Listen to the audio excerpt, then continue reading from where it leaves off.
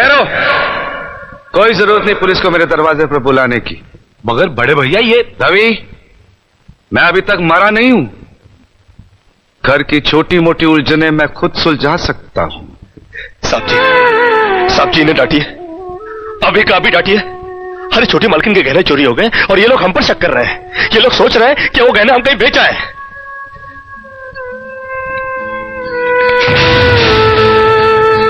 बाकी के रुपए कहां हैं कृष्णा?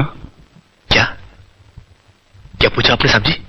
मैं पूछ रहा हूं कि बाकी के रुपए कहां हैं? ये आप पूछ रहे हैं साहब जी अपने कृष्णा से? देखो कृष्णा, गलती हर इंसान से होती है। तुम मुझे सही सही बता दो कि गहने तुमने कहां बेचे, मैं तुम्हें कुछ नहीं कहूंगा।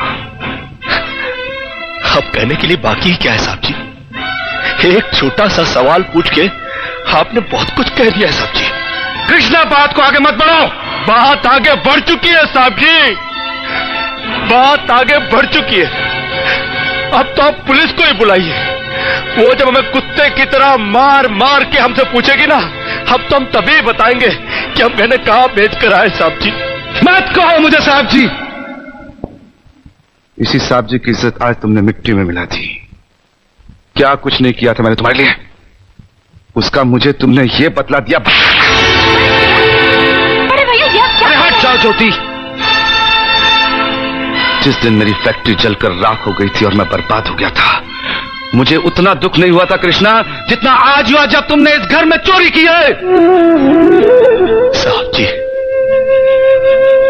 बचपन में जब हमारे माँ बाप मर गए थे ना और हम अनाथ हो गए थे ना, तब भी हमें इतना दुख नहीं हुआ था जितना दुख हमें आज हुआ है जब आपने हमें चोर कहा साहब जी। आपने हमें चोर कैसे कहा साहब जी? और ज्यादा सफाई देने की जरूरत नहीं है। दूर हो जा, मेरी नजरों से दूर हो जा। निकल जा इस घर से। अरे इस घर से ही क्या, इस गांव को ही छोड़कर चले जाएंगे।